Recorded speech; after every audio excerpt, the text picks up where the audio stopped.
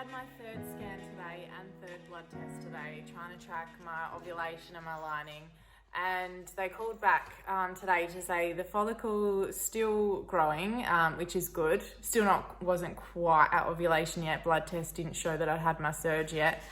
But for some reason the lining is still saying that it's 6 mil from when I first got it tested, which was on day 10, which doesn't make sense. When your follicle's growing, your lining should grow as well.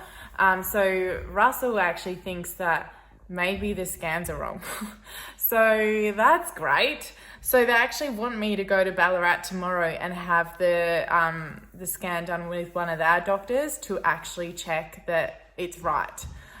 So if it turns out that these scans have been wrong, like, that's not very promising, is it?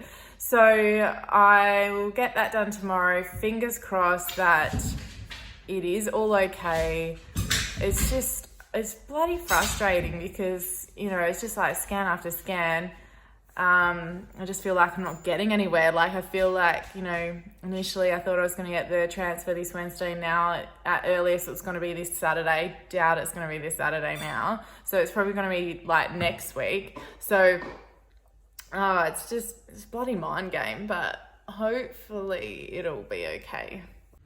I was doing so well today, and now I just feel really emotional again. I'm so over crying and I don't want to cry. You know, the waves just come and just so over it.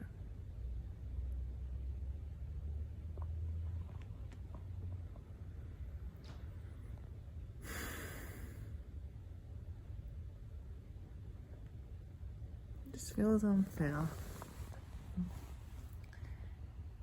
I honestly just feel like I'm getting nowhere. I just feel like I'm getting nowhere.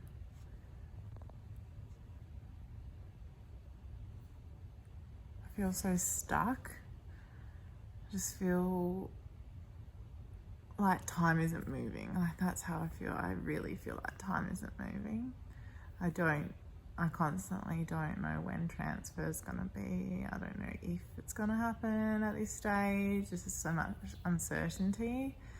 And so I just have completely lost that excitement, and it's just really frustrating. It's really frustrating because I just want to feel excited again. And like, I try to feel excited. I actually like try and almost force myself to, and I can't. It's like, yeah, it's like closing your eyes and imagining something's there and then opening and being reminded that it's not there. It's just such an empty feeling. It's really frustrating. And it's also a confusing feeling because, like, I constantly remind myself that this isn't, like, you know, there's just so many people going through way worse things than this, like ridiculously way worse. Like, my life's still bloody amazing, but it still doesn't take away from the fact that it's hard, you know. Like, just because other people experience much worse things than you doesn't mean something that you're experiencing isn't valid. But it also still makes it hard because you keep trying to tell yourself, like, don't be so ungrateful, or, you know, there's so much to be grateful for. So it's just really confusing feeling, so confusing. And like, I kind of don't even really want to talk about it with people anymore.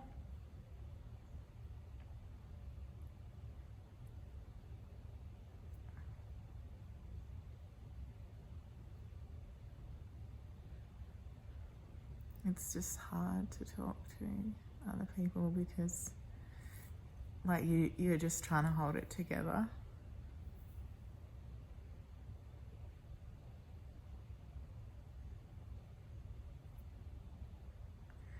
And then, like, when people ask you, how are you going? You know, how is everything? Like, I don't want to fake it and, like, pretend that I'm okay, but I actually just can't be bothered.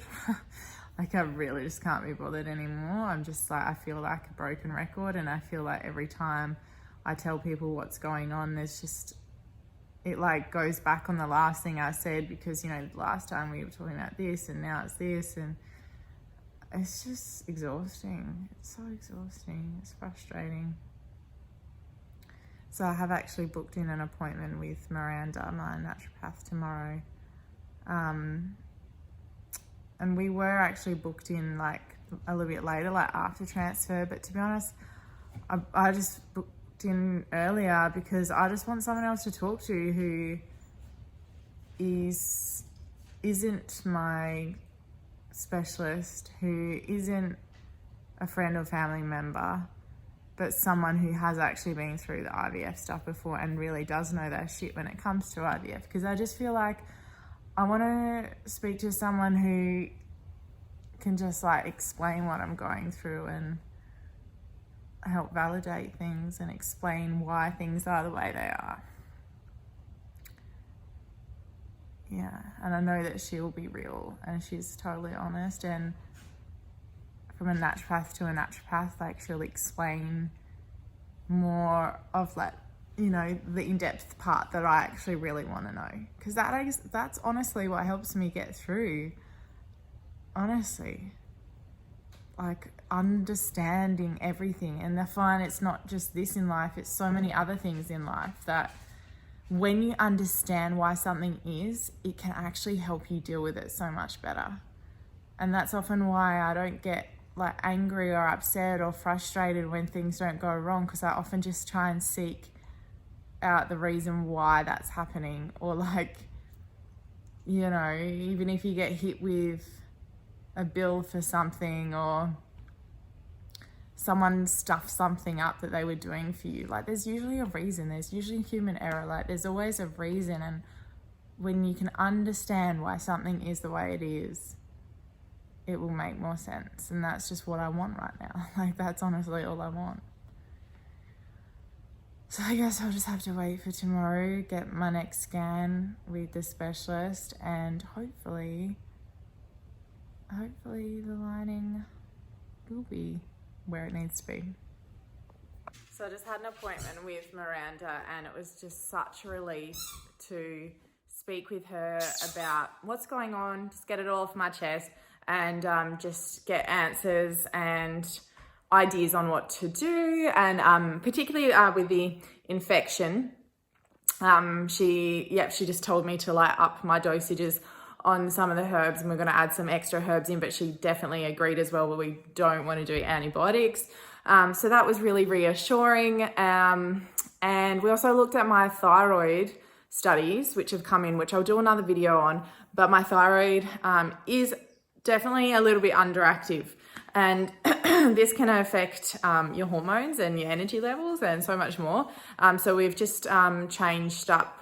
So we'll add in some more selenium for my thyroid, but everything else I'm on is good. But we really think, because on my DASH test a while back, it did also show that my cortisol was a little bit off as well. So coming off the back of working at 000, I think it's just completely fried me, and that can affect your thyroid as well as that. You know, I've always been prone to lowish iron, never anemia, but just not quite up to the optimal levels that we'd like. So just taking all of that into account, I think that all really makes a lot of sense.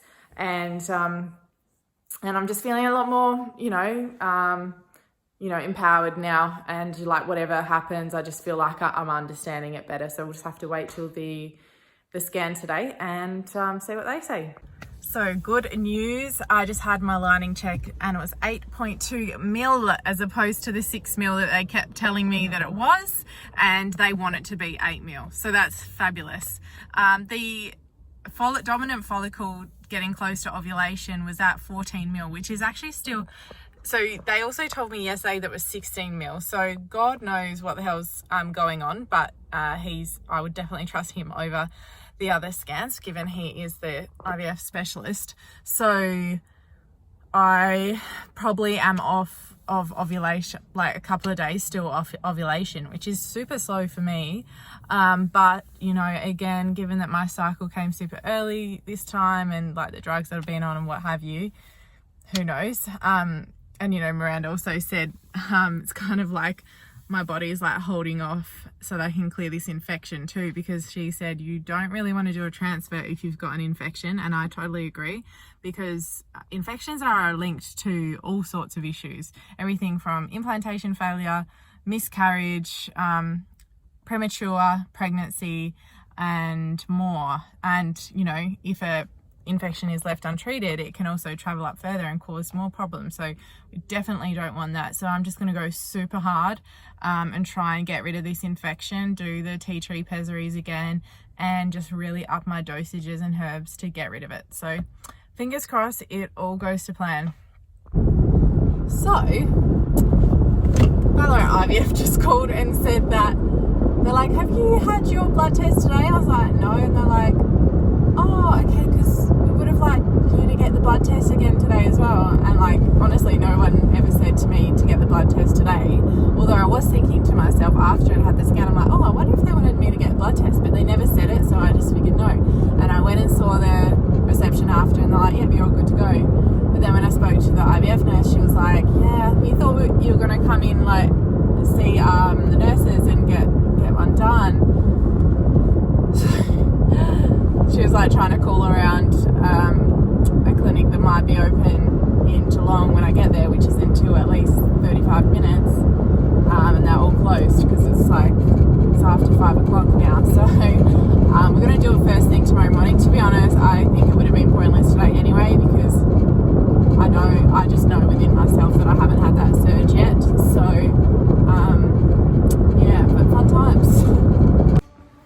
I know this might seem like I'm getting ahead of myself, but today I've just had this sudden sense of just gratitude and calm, and like everything is happening exactly how it's supposed to. Because all of a sudden, you know, like for example with my business, the last couple of weeks have been in terms of consulting, have been the quietest it's been. But then like other parts of my business where, you know, I don't need to give too much energy to other people, like doing teas and stuff like that, have grown. And I just think like this is just, it's all just allowing space for me to just like collect myself together first and just like get ready for this. And I can't help but think that maybe like that's a sign that this is going to happen. Like it's like something's making way for what we're about to have. So I just have this really good sense. And then also I've been thinking a lot as well about how, you know, I'm only 29 and, you know, meeting so many other people who've been through IVF or they're going through IVF for the second time. Is that a pimple or? Yeah.